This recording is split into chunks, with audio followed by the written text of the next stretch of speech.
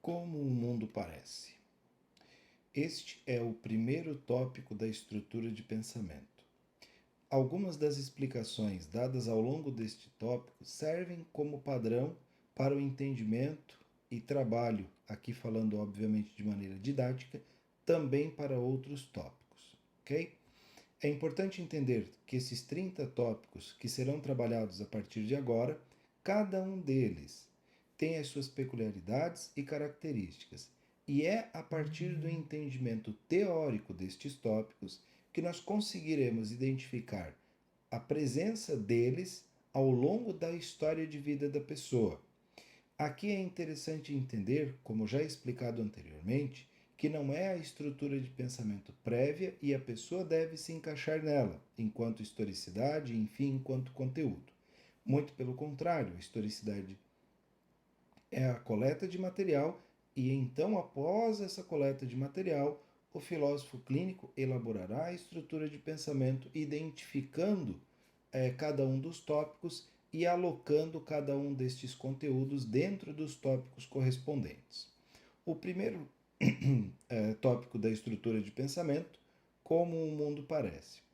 Quando nós olharmos para a historicidade e buscarmos identificar a presença deste tópico naquele conteúdo historiográfico, como é que a gente faz? Como é que funciona? Bom, bastante simples. Vamos começar aqui pela definição, né? Como o mundo me parece, diz respeito às doxas, opiniões que a pessoa tem sobre o mundo, a família, a escola. Exemplo, então, não acredito mais no mundo. As pessoas são mentirosas, os políticos têm a mentira como modo de vida. Como alguém pode viver no mundo assim?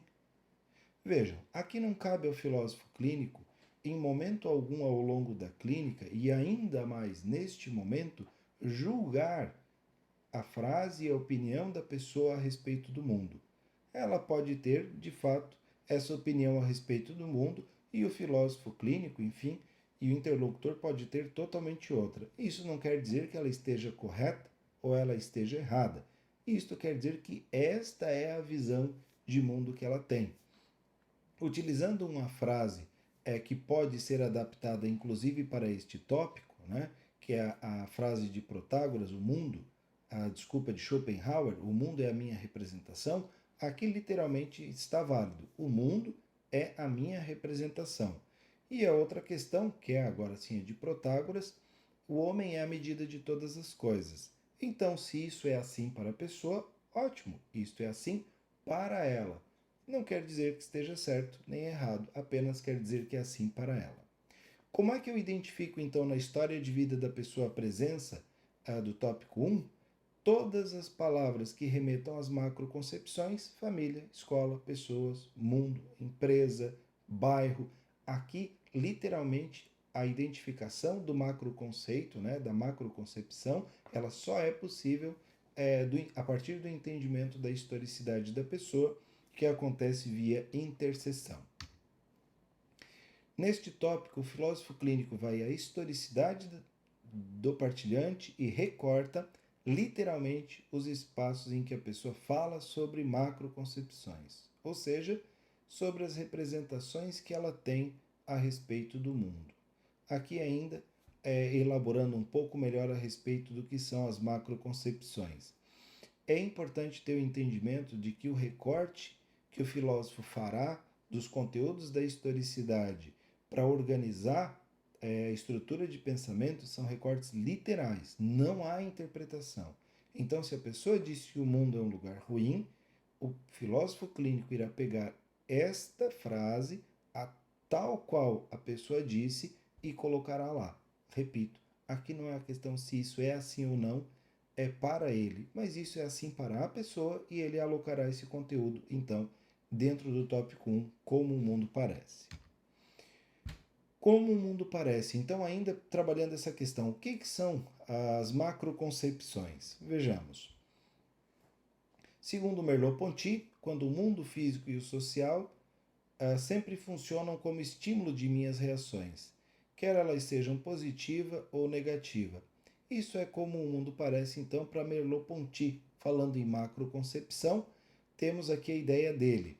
Vejamos, olha só. Na sequência, nós temos aqui outros autores ainda que também, ao longo de suas obras, trabalharam questões que diz respeito ao mundo, essas doxas a respeito de elementos macro. Thomas More, Thomas Hobbes, Platão, Edmund Husserl, Karl Marx, Arthur Schopenhauer e David Ricardo. Como o mundo é para você? Essa parece uma pergunta bastante simples, mas não é tão simples assim. Muitas pessoas fazem uma interpretação do mundo e estendem a validade dessa opinião para todas as pessoas, como se todas identificassem ou devessem identificar o mundo exatamente como ela o faz. Imagina, por exemplo, que você vê um mundo maravilhoso, coisas muito belas, muito ricas, uma região onde você mora com muitas coisas interessantes, parques, praças e por aí vai. E uma pessoa logo ao seu lado fala de violência, fala de roubos, fala dos buracos na estrada, fala da má gestão política e por aí vai. E vocês resolvem estabelecer um debate em que cada um está agarrado à sua visão de mundo. Essa é uma das compreensões básicas para que o trabalho filosófico clínico funcione. Nenhum dos dois está correto e nenhum dos dois está errado.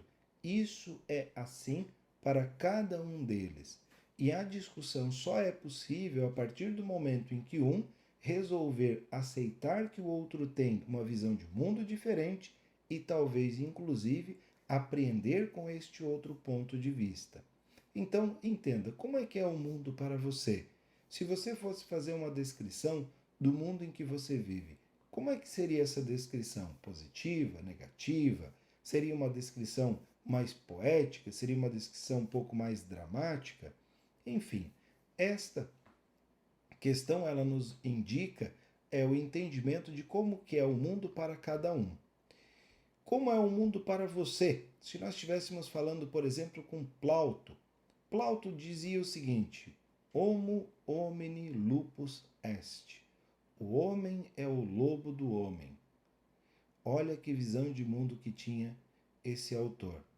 Segundo ele, as pessoas estavam no mundo umas contra as outras. Quem vive no mundo assim, como será que vive? Será que vive bem? Será que vive mal? Talvez você tenha pensado já, de supetão, deve viver muito mal. Posso dizer o contrário, algumas pessoas vivem muito bem, justamente para provar que isso não é verdadeiro e outras, inclusive, trabalhando para que isso seja diferente, dedicando seu tempo, dedicando sua vida para fazer com que de fato o homem não seja lobo do homem. Como era um mundo para Jean-Jacques Rousseau?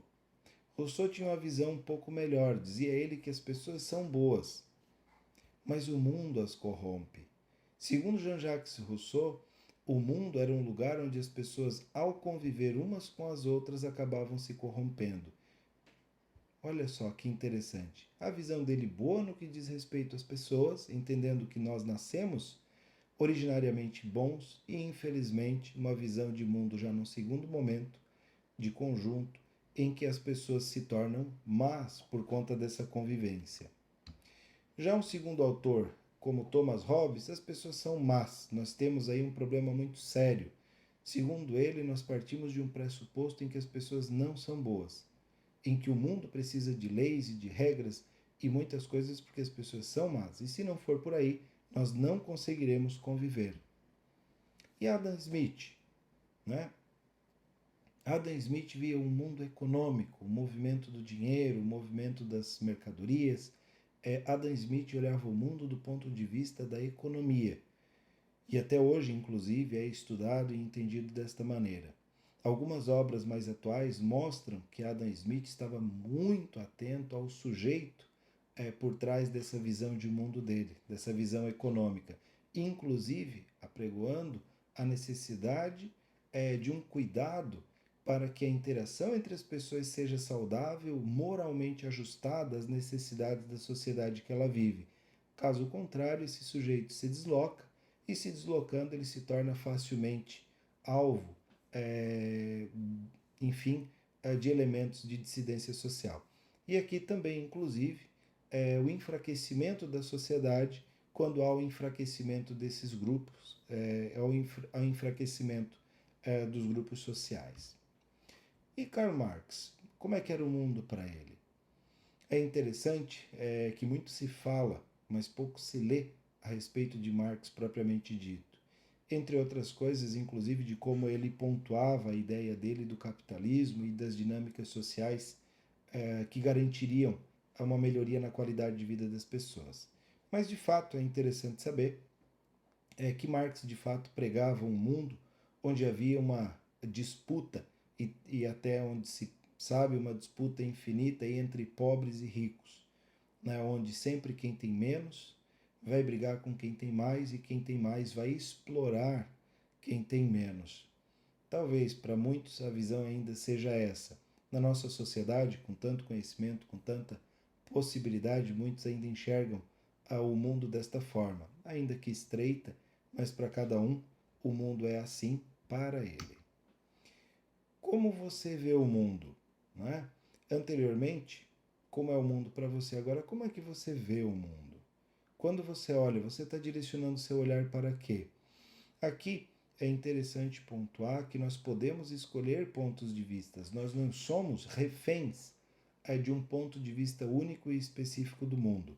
Talvez até aqui tenhamos feito num piloto automático e enxerguemos o mundo, enfim, de uma maneira bastante automática. Mas e se eu sugerisse a você que você pode ver o mundo de outra maneira, de maneira diferente, que você pudesse ver coisas boas, assim como também ver coisas ruins? O que eu sugiro aqui, e isso é de fato uma das coisas que é importante absorver ao longo da historicidade da pessoa, é que ela pode ver o mundo de maneira diferente ao longo da história dela. E essa diferenciação de mundo tem impacto, em alguns casos bastante sério, ao longo do trabalho do filósofo clínico. Ok? Como você vê o seu mundo? Aqui, até como uma ilustração, segue a sugestão de dois pontos de vista do mundo bastante antagônico. Como é o mundo para Al Gore? Al Gore, inclusive, lançou documentários e fez campanhas bastante intensas após o seu período de presidência nos Estados Unidos, falando do efeito estufa, falando de um mundo cheio de poluição e problemas bastante sérios, enfim, colocando imagens muito contundentes ao longo de todo o documentário para tornar o seu argumento convincente de que nós vivemos aí um perigo bastante grave com a poluição. Do outro lado, nós já temos aí um Louis Armstrong que canta um mundo de muitas belezas, né? Wonderful World. Então, é importante entender que aqui nós temos dois pontos de vista. O que seria de um Louis Armstrong se não fosse observar as belezas do mundo e também o que seria de um Al Gore se não fosse ver aí a poluição e os grandes problemas que nós encontramos pela frente. Vale a pena ressaltar novamente, nenhum dos dois está errado. Ambos têm o seu ponto de vista em relação ao mundo. Uma questão importante quando nós estudamos o tópico 1 é: somos frutos do meio? Quando eu estudo ao longo da história de vida da pessoa, a maneira como ela estruturou a sua visão de mundo, eu posso dizer que ela é fruta do meio? Aqui, alguns dos colegas e muitas pessoas, talvez inclusive por estudos de outras áreas, digam o seguinte: o homem é fruto do meio. Mais ou menos como dizia Jean-Jacques Rousseau. Será que é isso mesmo? Será que um menino que nasce em uma favela, em uma situação de risco, onde está aí sendo assediado a todo o tempo por violência, tráfico de drogas e outras coisas do gênero, será que seria ele capaz de extrapolar as fronteiras do meio onde ele está e ir além deste meio e ser, de fato, inclusive, o contrário, não ser fruto deste meio? Talvez muitos digam que não, e sejam enfáticos e com argumentos bastante convincentes para isso. Em filosofia clínica, eu não posso dizer que uma pessoa é necessariamente fruto do meio. Para cada um é diferente. Algumas pessoas terão sim a sua visão de mundo como base e orientação para a sua vida, inclusive utilizando uma nomenclatura da filosofia clínica, tendo este inclusive como tópico determinante. Farão as suas escolhas a partir deste conteúdo. Para outras pessoas, pouco peso terá. Algumas pessoas, o meio em que elas estão pouco pesa e pouco serve como base para a condução de sua vida. Outra questão interessante, qual é a diferença entre o público e o privado? Ou seja, falando em como o mundo parece, o que é o público? O que está lá fora e o que está aqui dentro? Em tempos de Tinder, em tempos de WhatsApp, em tempos de Instagram, Facebook e outras mídias do gênero, uma das coisas que se vê no mundo, e aqui falando literalmente em visão de mundo, é a pouca distinção entre o que é público e o que é privado. Eu posso, em alguns segundos, com o meu celular, ver o que uma pessoa está fazendo dentro da casa dela. Coisas como o que ela está cozinhando, o que ela faz ao banheiro, inclusive, em alguns casos, de maneira bastante exagerada. Essa distinção do público e do privado, a perda da clareza do público e do privado, também pode provocar, entre outras coisas, dificuldades em entender qual é a visão de mundo da pessoa. Ou seja, quando a pessoa mistura o público e o privado, como é que fica esse mundo ao redor dela? O que de fato é uma macroconcepção? Não é à toa que no mundo atual as pessoas, de modo geral, têm se dado o direito, inclusive, em alguns casos, se sentindo obrigadas a opinar sobre coisas que são particulares, privadas, que a pessoa vive no cantinho dela. No entanto, pela clara exposição via mídia social, as pessoas têm acesso a isso. E aquilo que era um elemento privado agora se torna um elemento de macroconcepção, se torna público. E as pessoas passam a opinar. Serve aqui, inclusive, uma recomendação para que você observe o que é público e o que é privado em sua vida. Aquilo que for elemento de macroconcepção, ou seja, público, se torna, sim, objeto de opinião, ou seja, faz parte do macro conceito de outra pessoa. Aqui, estendendo essa questão, até onde que vai a sua casa? Eu comento de modo muito simples. Num passado não muito distante, se pegarmos aí 20, 30 anos para trás, a nossa casa tinha muros muito específicos, o lote tinha delimitações claras, o prédio, o apartamento, a fazenda, tinha muros, cercas, grades, e para você estar em contato com outra pessoa ou ir até a casa dela, você precisava se deslocar, abrir um portão, abrir uma porta, e então você adentrava a casa da pessoa. O contrário também funcionava. Para eu sair de casa, ir até qualquer lugar, eu precisava abrir uma porta, abrir um portão, enfim, caminhar e me deslocar. Hoje essas fronteiras, elas estão bem bagunçadas. Para muitas pessoas, claro, para outras tantas ainda permanecem bastante claras. Essa clareza de até onde vai a nossa casa também é uma das coisas que pode influir no entendimento do mundo ao redor. A clara divisão do público e do privado, de onde vai a minha casa até onde ela vai, pode me dizer de fato o que é o mundo e o que é a minha casa. E a partir de então, eu ter um pouco mais de tranquilidade para definir onde é que estão esses conteúdos da macrovisão. Falando em como o mundo parece, nós temos como um dos elementos que caracterizam o como o mundo parece uma expressãozinha bastante simples, que é os outros, as pessoas, o pessoal, enfim, aquela gente, e por aí vai. O que é interessante entender? Quando o peso do tópico 1, como o mundo parece, na estrutura de pensamento, não for muito grande, as pessoas podem confiar nas outras pessoas. Agora vamos dizer que este peso ele aumente. Olha só, a partir do momento em que o tópico 1, o peso dele subjetivamente em relação aos outros tópicos da estrutura aumente, nós já podemos nos tornar dependente dos outros. Aqui eu posso citar com muita tranquilidade, em algumas cidades pelo país, uma pessoa não sai de casa sem estar bem arrumada, porque ela depende da opinião dos outros. Algumas pessoas tiram fotos belíssimas no Instagram e postam finais de semana maravilhosos, porque elas dependem de curtidas, né? De like, de quantas pessoas participam do seu Instagram ou outras redes sociais. O cuidado aqui é que quanto maior essa dependência, mais as atitudes da pessoa dependem do mundo onde ela está. E se nós exacerbarmos ainda o peso subjetivo deste tópico, nós temos uma situação muito preocupante. Algumas pessoas são escravas dos outros. Aqui eu não estou falando de sujeito específico, para deixar bem claro, aqui eu estou falando dos os outros como uma macroconcepção. É como um sujeito que troca de carro porque todos os vizinhos estão trocando.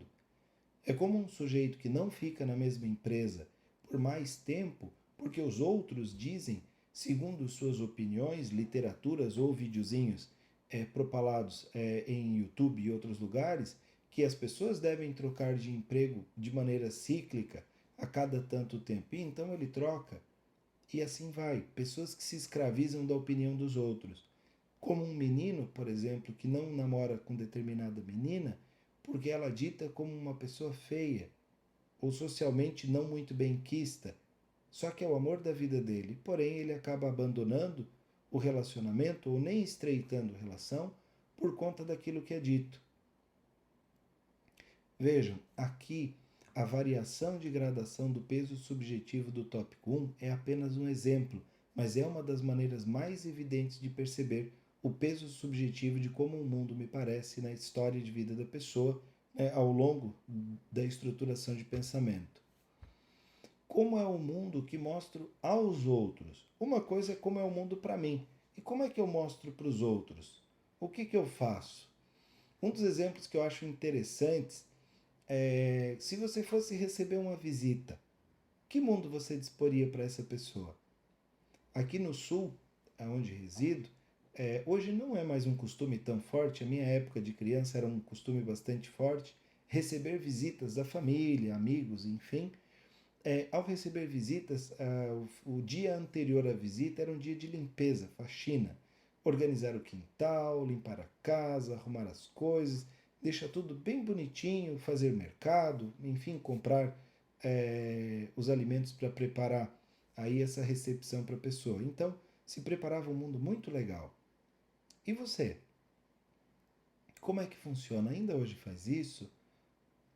É interessante perceber que muitas vezes o mundo que eu mostro para os outros não é como o mundo é para mim. Isso é um problema? Não, não quer dizer isso. Aqui o que eu quero dizer, e é importante retratar, é que em alguns casos em filosofia clínica, o partilhante pode retratar um mundo ao filósofo clínico e vê-lo de outra maneira. Isso só será possível perceber se o filósofo clínico, com grande atenção, perceber uma quebra entre o que a pessoa diz e o que de fato ela vivencia como visão de mundo. Essa quebra pode ser percebida lá nas equivocidades, ou seja, uma visão de mundo equívoca, pode dizer uma coisa e estar vivendo outra internamente. Ok? Aqui, entre outras coisas, é possível perceber que o sujeito vê o mundo cada um do seu jeito. E o que eu venho explanando são as diversas possibilidades de se encontrar, ou seja, quais são as visões de mundo e qual é o peso subjetivo dessa visão ao longo da história de vida da pessoa. E claro, aqui a partir do momento em que o filósofo faz a estruturação de pensamento, é a partir desta percepção, ou seja, da composição da visão de mundo da pessoa e do peso subjetivo para ela, aqui obviamente em relação aos outros tópicos, como é que ele tem que conduzir o seu trabalho para desenrolar a questão existencial que será trabalhada como assunto último. Então, esta é a ideia, de uma maneira bastante básica e introdutória, de como o mundo parece.